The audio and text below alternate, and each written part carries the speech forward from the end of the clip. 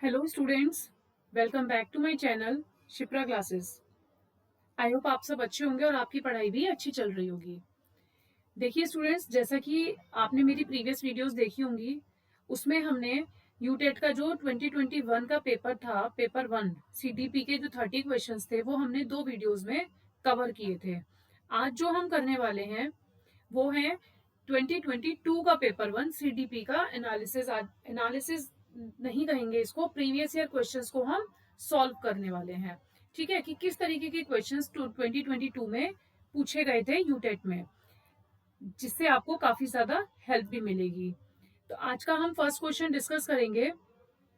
2022 का पेपर 1 हम डिस्कस कर रहे हैं। इन विच मेथड, फर्स्ट क्वेश्चन है हमारे पास, in which method a person does not find all the options for problem solving but he only selects those options and try to solve the problem which he finds appropriate। इसमें उस method की बात की जा रही है, उस समस्या समाधान के बारे में पूछा जा रहा है जब वो सभी विकल्पों को नहीं ढूंढता। कोई भी व्यक्ति, किस विधि में ऐसा होता है जब व्यक्ति सभी विकल्पों को नहीं ढूंढकर अपितु केवल उन्हीं विकल्प को, उन्हीं ऑप्शंस को चूज करता है और समस्याओं का समाधान करने की कोशिश करता है जो उसे संगत प्रतीत होती है। मीन्स जिसमें उसे लगता है कि वो उसके लिए अप्रोप्रिएट है। वो सारे ऑप्शंस को ना कंसीडर करके वो सिर्फ उन्हीं ऑप्शंस को कंसीडर करता है, दोज ऑप्शंस को कंसीडर करता है विच ही फाइंड्स अप्रोप्रिएट। तो इस मेथड को कहते हैं यूरिस्टिक, स्वतः शोधन अन्वेषण। Option 1 is correct. मीन्स खुद से जो उसे ठीक लगता है वो उसको कंसीडर करता है। तो option 1 is your correct answer. Next question है, मैच करना है आपको, कॉलम ए और कॉलम बी आपको दिया गया है और ये 4 आपको वर्ड दिए गए हैं और इनका पूछा जा रहा है इसमें से आपको मैच करना है कि कॉलम बी में ये किससे मैच हो रहा है। तो देखिए, ग्रामर जो है, ग्रामर क्या होती है? Ability to produce recognisable speech, rules with a given language, an early stage of speech development, या फिर understanding of the meaning of spoken and written language. Grammar में हम रूल्स की बात करते हैं, ग्रामर में हम रूल्स लगाते हैं। तो इसका जो ऑप्शन हो जाएगा फर्स्ट का हो जाएगा B, rules within a given language. अब हम ऑप्शन में देखेंगे फर्स्ट का बी कहाँ है। देखिए, फर्स्ट का बी सिर्फ बी में है, क्योंकि यहाँ ए है, यहाँ ए है, यहाँ सी है। इट मीन्स बी जो हो जाएगा वो आपका करेक्ट ऑप्शन हो जाएगा। और बाकी मैच कर लेते हैं। देखिए, इसके हिसाब से जो है सेकंड का डी होना चाहिए, semantic development. Semantic development, understanding of the meaning of spoken and written language. ये भी सही है कि जो सीमेंटिक डेवलपमेंट होता है वो बोलने व लिखने की भाषा के अर्थ को समझना, उसको हम बोलते हैं सीमेंटिक डेवलपमेंट। बैबलिंग क्या होता है? बैबलिंग होता है जब बच्चा स्टार्टिंग में बोलना शुरू करता है। भाषा विकास की प्रारंभिक अवस्था को हम बैबलिंग बोलते हैं। जब बच्चा बड़बड़ाना शुरू करता है, कुछ बाबा बाबा करके बोलता है, मम्मा पापा, मतलब वो अपने तरीके से बोलने की कोशिश करता है, तो वो एक अर्ली स्टेज जो होती है वो स्पीच के डेवलपमेंट की बैबलिंग कहलाती है।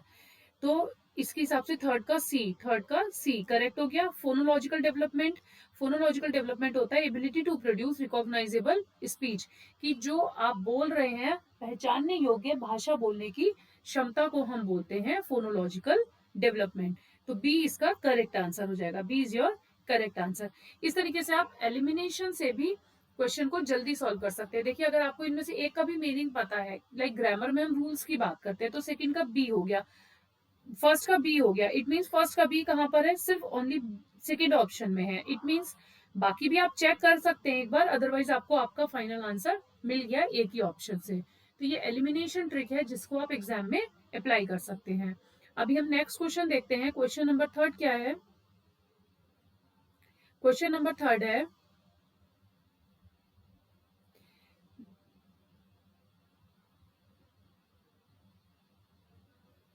The psychological factors affecting the teaching learning process are. Psychological factors की बात हो रही है। साइकोलॉजिकल फैक्टर्स मीन्स जो होती है आपकी मनोवैज्ञानिक कारक। साइकोलॉजिकल मीन्स मनोवैज्ञानिक कारक। तो वो कौन से फैक्टर्स हैं जो टीचिंग लर्निंग प्रोसेस में इफेक्ट करते हैं, प्रभावित करते हैं? Motivation of students, beautiful classroom, interest and aptitude of students in school infrastructure. जब साइकोलॉजी की बात की जा रही है तो ब्यूटीफुल क्लासरूम से हमें कोई मतलब नहीं है, स्कूल के इंफ्रास्ट्रक्चर से हमें कोई मतलब नहीं है। साइकोलॉजिकल फैक्टर्स, ये दोनों साइकोलॉजिकल फैक्टर्स में कंसीडर नहीं होते हैं।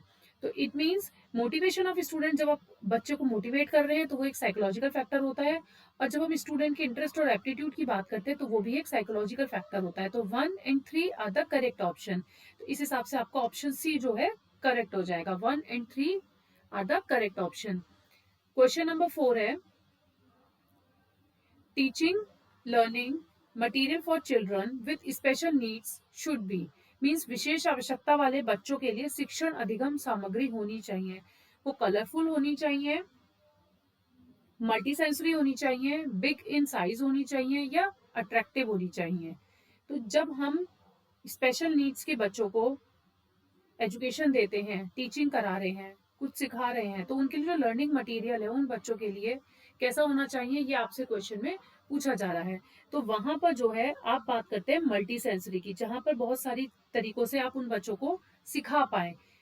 कलरफुल होना एक सिंगल फैक्टर नहीं हो सकता। किसी भी बच्चे को, अगर आप स्पेशल नीड्स के बच्चों को लर्निंग सिखा रहे हैं तो कलरफुल से या साइज के बड़े होने से, अट्रैक्टिव होने से ही आप उनको लर्निंग नहीं करा सकते। आपको उसके लिए चाहिए मल्टी सेंसरी, बहुसंवेदी जिसको हम बोलते हैं।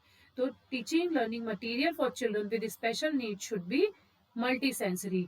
It means B is your correct answer. Next question है,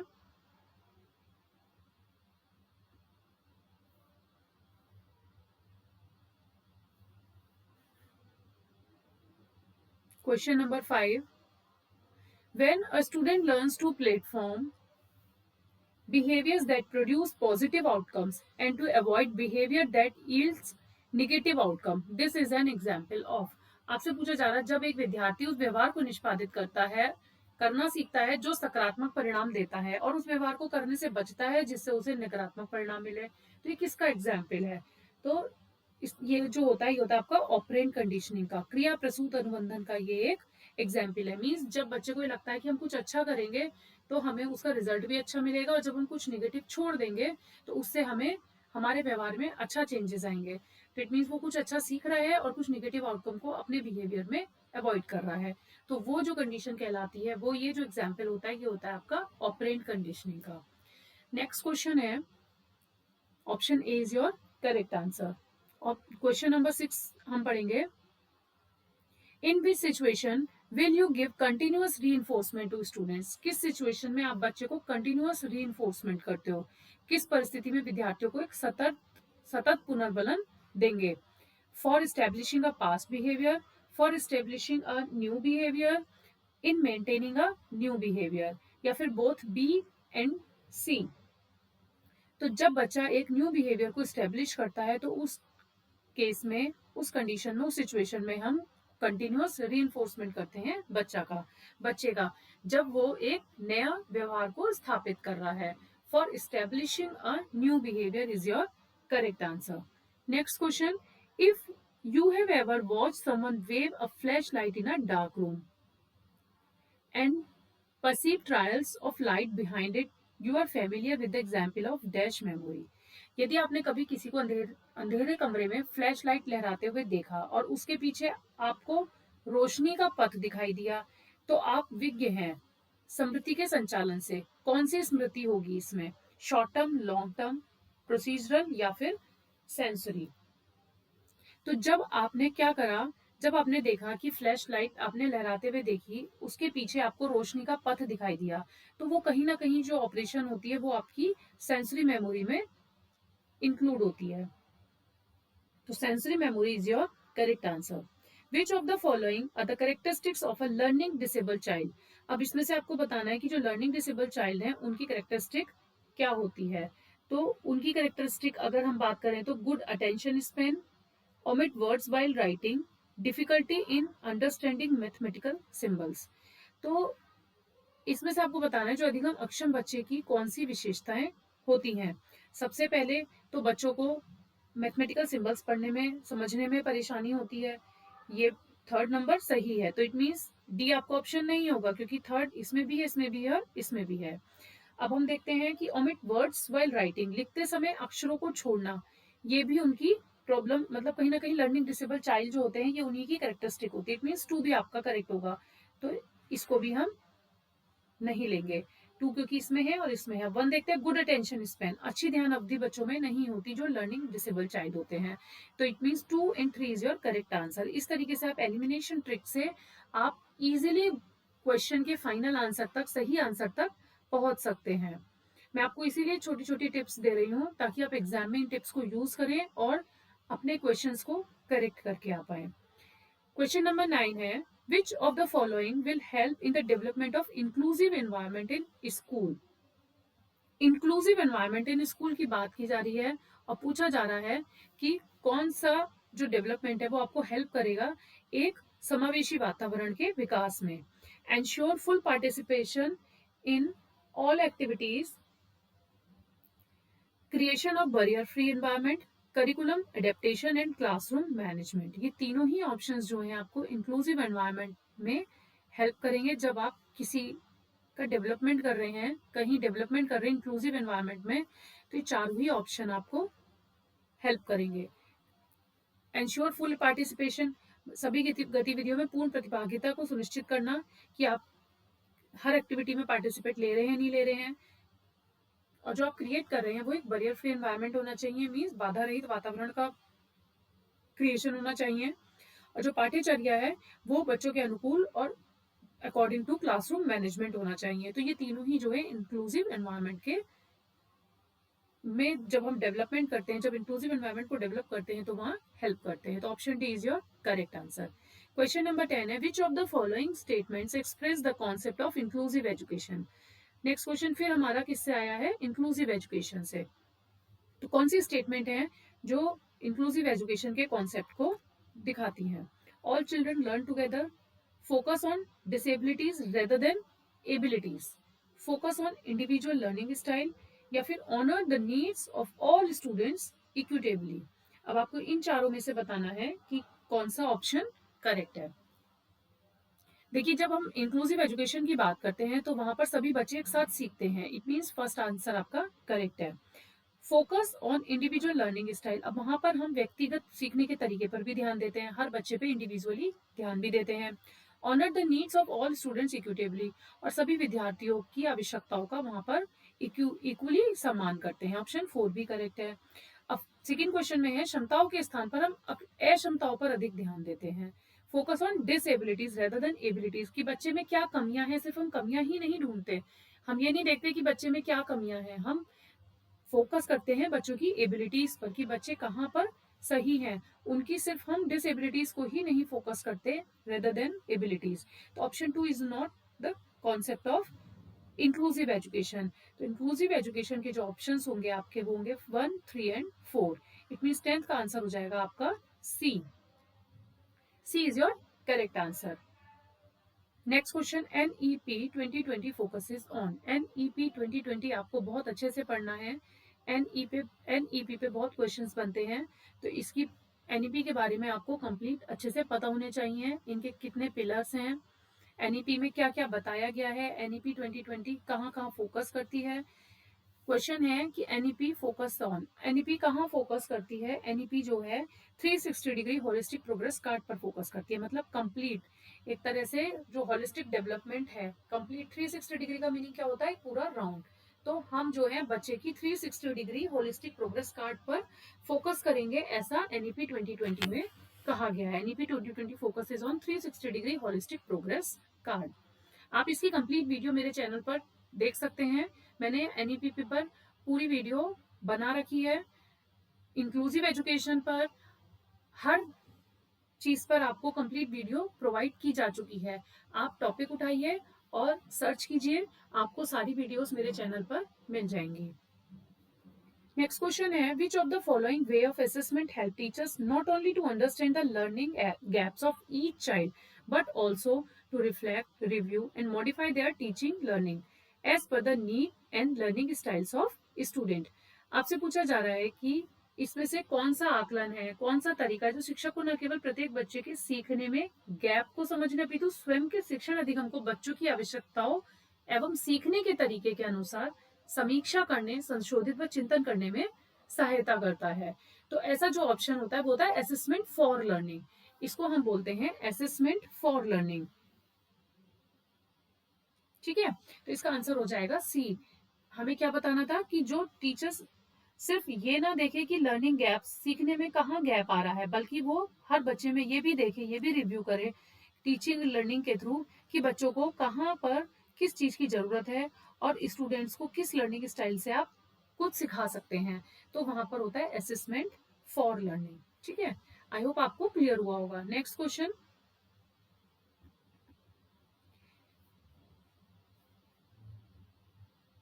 क्वेश्चन नंबर 13 है, Raksha completes all her work in due time. She studies regularly because she wants to be a doctor. She is रक्षा जो है अपना सारा काम समय पे करती है क्योंकि वो अपनी रेगुलर स्टडी करती है क्योंकि वो एक डॉक्टर बनना चाहती है। तो वो इंट्रिंसिकली मोटिवेटेड है, एक्सट्रिंसिकली मोटिवेटेड है, मोटिवेटेड टू बी प्रेज्ड है, या फिर हार्ड वर्किंग बट एम्बिशियस है। वो खुद से बनना चाहती है। इट मीन्स वो कहीं ना कहीं अंदर से मोटिवेटेड है, अपने आप से मोटिवेटेड है। उसको ऐसा नहीं कहा गया कि आप डॉक्टर बनोगे तो आपको ये मिलेगा, या फिर आपको हम आपकी प्रशंसा करेंगे अगर आप डॉक्टर बनोगे, या फिर वो खाली कठिन परिश्रमी है लेकिन महत्वाकांक्षी है, कठिन परिश्रमी हार्डवर्किंग के साथ साथ वो एम्बिशियस भी है। ऐसा नहीं है, उसमें कहा गया है कि रक्षा अपना काम समय पे, इसलिए सारा काम भी समय पे करती है, स्टडी भी रेगुलर करती है क्योंकि वो डॉक्टर बनना चाहती है। तो वो अपने आप से मोटिवेटेड है। जब कोई अपने आप से अंदर से मोटिवेटेड होता है तो वो होता है इंट्रिंसिकली मोटिवेटेड। मीन्स कि आप खुद से मोटिवेटेड है कि आपको पढ़ना है और आपको कुछ बनना है। आपको आपके पेरेंट्स को नहीं कहना पड़ रहा है कि आपको पढ़ना है, आपको कुछ बनना है, आप खुद से बनना चाहते हैं। तो वो इंट्रिंसिकली मोटिवेटेड कहलाया जाता है। Which technique can you use easily to know that how much a child is motivated in school? अब यहाँ पे पूछा जा रहा है कि कोई विद्यार्थी विद्यालय में कितना अभिप्रेरित है। यह जानने के लिए आप किस तकनीक का सरलता से प्रयोग कर सकते हैं? ऑब्जर्वेशन टेक्निक से, प्रोजेक्टिव से, क्वेश्चन से, फिर केस स्टडी से। जब हमें किसी बच्चे को ये देखना है कि वो स्कूल में कितना ज्यादा मोटिवेटेड है, how much a child is motivated in school, तो हम उसको ऑब्जर्वेशन टेक्निक के थ्रू ऑब्जर्व करके हम देख सकते हैं कि बच्चा मोटिवेटेड है या नहीं है, या हाउ मच, कितना मोटिवेटेड है। तो वो होगी आपकी ऑब्जर्वेशन टेक्निक। नेक्स्ट क्वेश्चन है, अकॉर्डिंग टू मैस्लो। मैस्लो का क्वेश्चन देखिए आज फिर आया है। मैंने आपको कल की वीडियो में भी कहा था कि मैस्लो जो थ्योरी है, मैस्लो की जो मैस्लो हायरार्की है, तो वो बहुत ज्यादा इंपॉर्टेंट है। वो फर्स्ट पेपर में, सेकंड पेपर में, दोनों में पूछी जाती है।